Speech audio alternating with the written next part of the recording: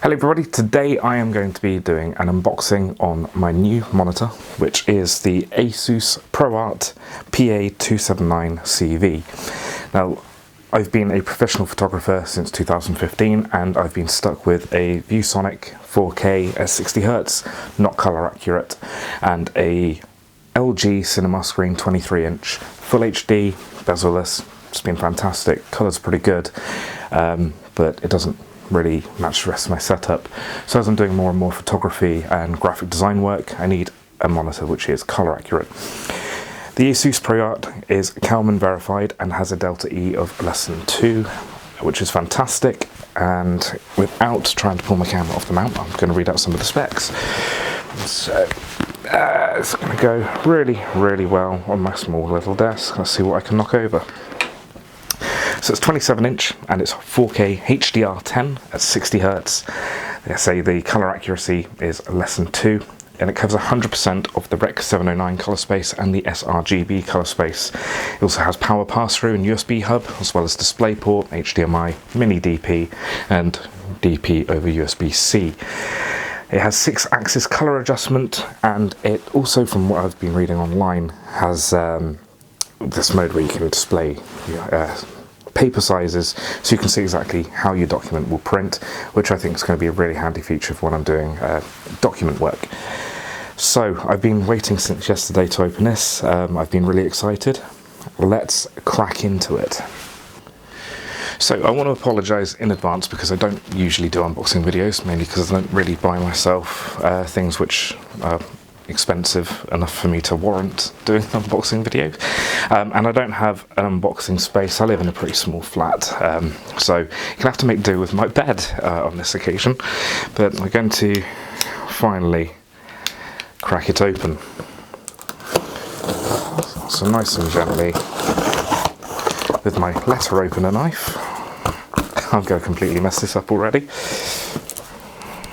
Yeah, cut through the lav wire, well done. Just open it on both sides, like so. Nice thick cardboard, that's very nice indeed. And then we are greeted with an instruction on the cardboard, which says how to not hold the monitor one-handed, which says how to put the base onto the monitor itself. So I'm glad I spotted that, otherwise I'd be thinking, what am I doing? We have this nice rigid polystyrene, which gets absolutely everywhere, and since it's on my bed, this is going to be a bit of a clean up later. So I'm going to just gently slide it out without trying to break anything. Nice and slowly. There we go.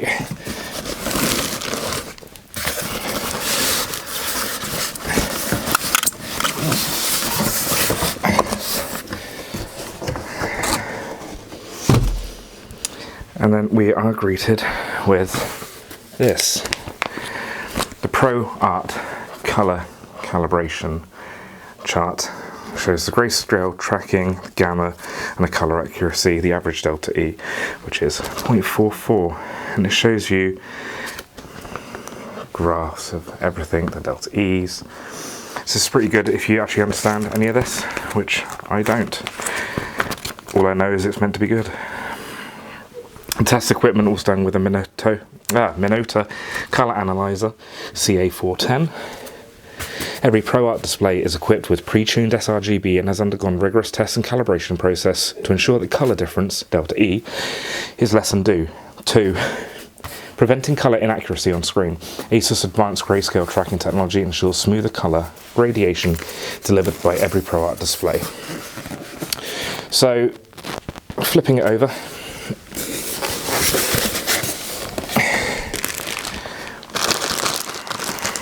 we have our C13.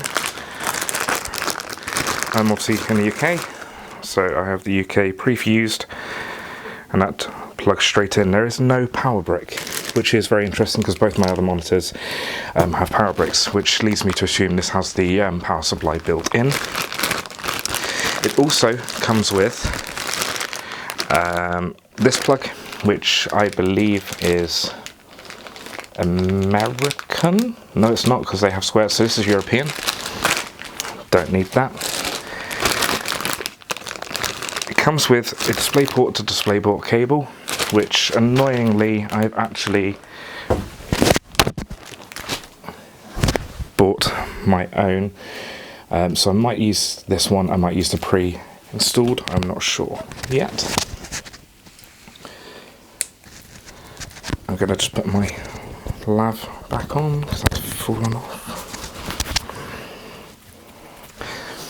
We have a USB-C to USB cable, which is for the DisplayPort through. Lovely little booklet. This will have a nice little card, the energy efficiency product features, and instructions. I'm the man, I don't tend to read instructions. Not much. Cool, so it also has integrated USB hubs for USB type A. I think they are 2.0 speeds. My ASUS VIP member notice. And this chunky base, this is very nice.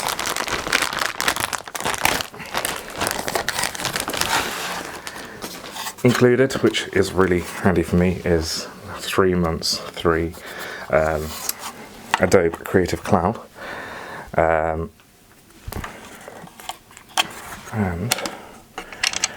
that is the monitor space itself. Let's just place that there. And we're going to unbox the rest. So,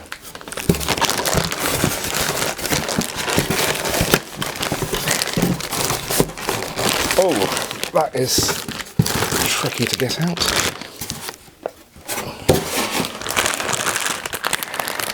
This is the monitor arm.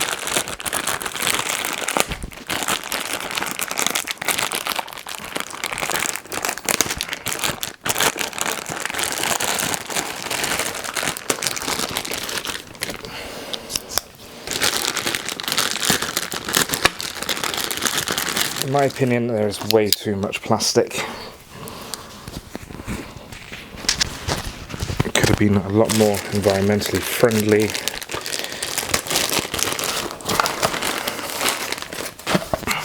This is nice. Plastic cover. Plastic covers with metal inners. And quite a sturdy looking base there. So, plug it in like so,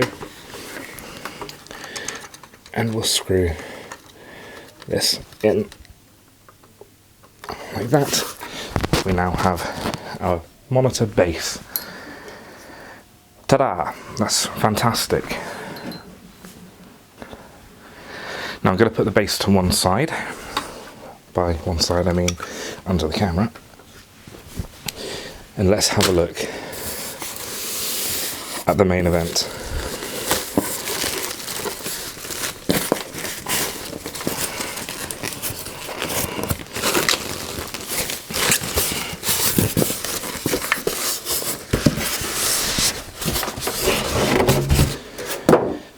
A little bit tricky to get out, but nothing too difficult.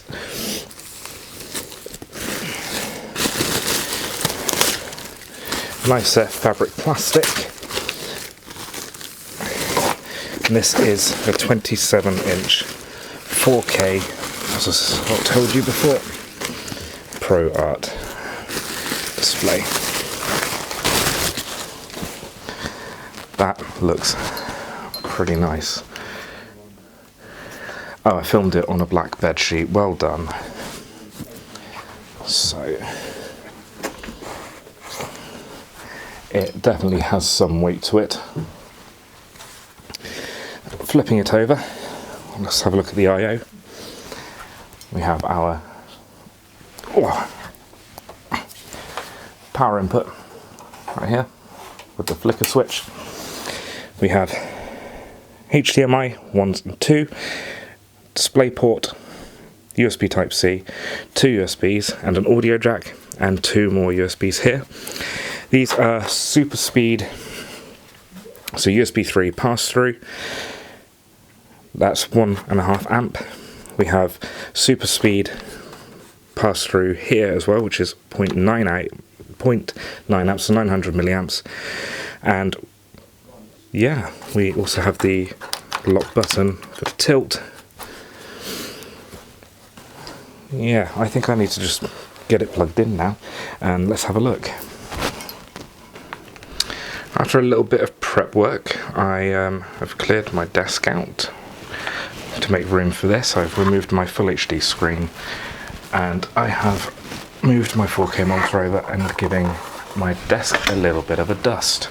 Anybody? No? So let's put this onto there. Now, as far as I understand, it should just clip in like that, and we are done. Let's place that back down, and we will come over now to where it's going to be installed, which is right there. Okay. Right in front of the camera.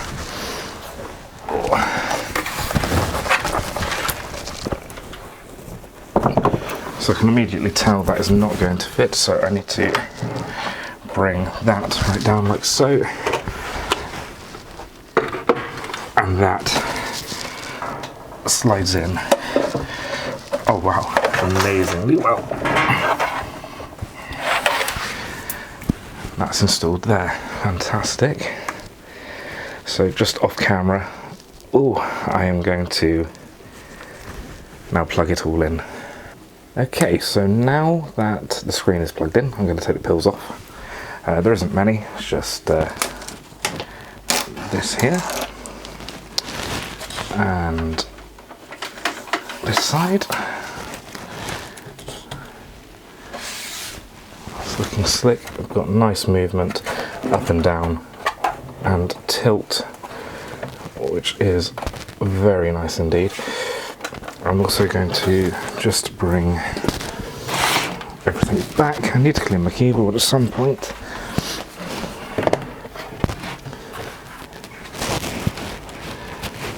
Just make sure that my photography desk setup is as I want it. Bring my loop deck forward. And there we go. So let's get this powered on. Here's an idea, the camera can run out of memory storage. So turned it all on, and when it came out of the box, it had power saving mode enabled, meaning it's quite dim. Now, if I can bring the camera in, by bringing my tripod down, we'll have a look at a few extra bits on here. So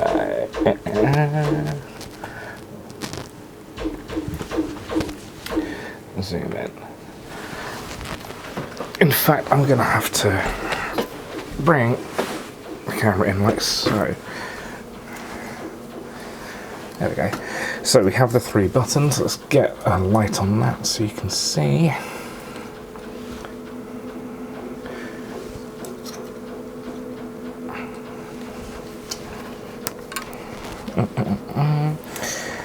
So we have power and 5 buttons.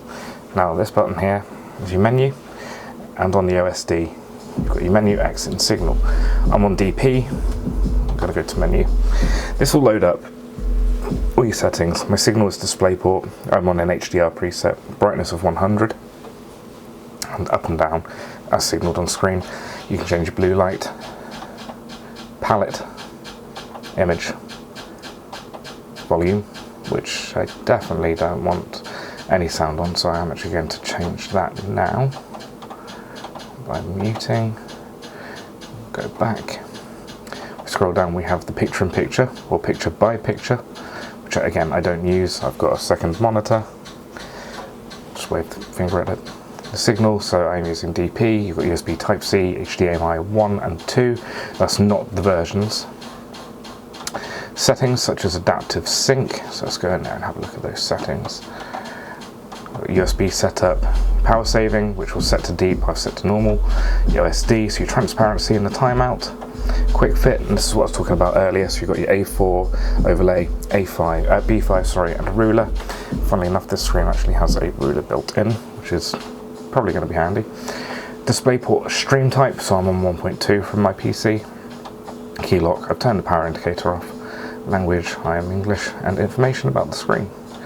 The other things, if we go up, if we go into preset, and we've got the different PQs, and because I've got HDR on at the moment, you can't change all of these, but you've got your sRGB, your Rec 709, and your DCI P3. So yeah, this is a shortcut button, so if we go down to, that's wobbly, shortcut, we can change all of these. So I'm actually going to set that to sRGB mode, and shortcut 2 we will set, I believe, HDR mode.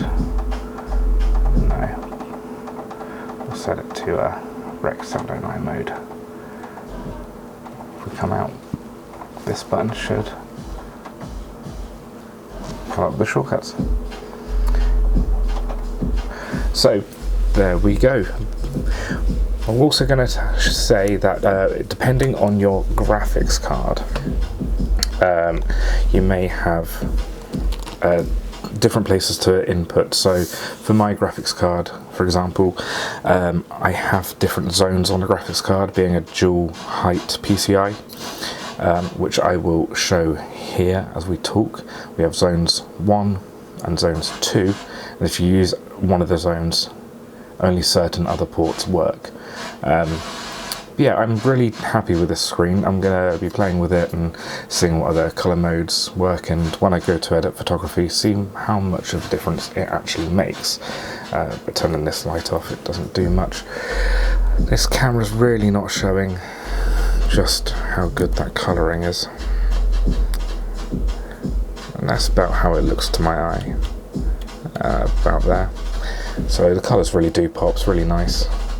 Yeah, this is just an unboxing video rather than a review at the moment, so if you liked it, I would suggest this monitor after a bit more testing. But yeah, thanks for watching another unboxing video, a new one. I haven't done it for a while. I don't know what I'm doing, but yeah. So, after a bit of playing with the monitor and setting it up, I have actually found some more settings in Windows, which has further made this screen pop beyond belief. I've even been watching HDR YouTube videos, and I'm like, wow, they're so good. So let me just show you. So if we come into your Windows desktop and go to your display settings, and I'll drag that back over, we have the ASUS, and this is my ViewSonic, which is over there.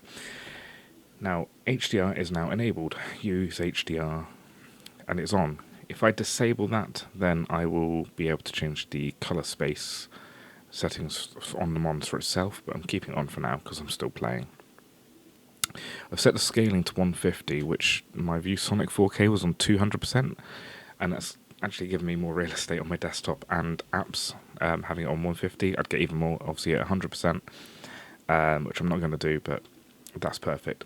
So we're going to use HDR by clicking that, and I've enabled everything, video streaming, auto HDR, but on here, on the SDR content brightness, I don't know if you'll be able to see it. It's actually obviously dimming the screen. Yes, it is, but I've just boosted that all the way to the top, and now my screen is outputting a lot brighter, and I can see a lot more better. a lot more better. I can see things a lot more brightly rather than which was down here, about 50. And that felt quite dim to me. But you can see on the two pictures what happens.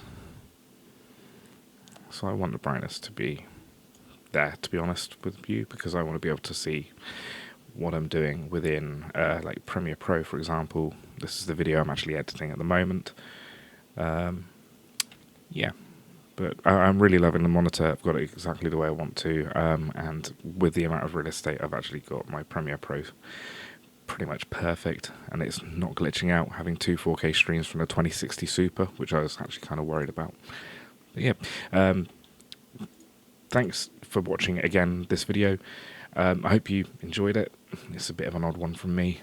I'll get back to tutorials at some point, but for now, see you in the next video. Have a wonderful Christmas and a great New Year. Let's just hope it's been better than this one. Goodbye.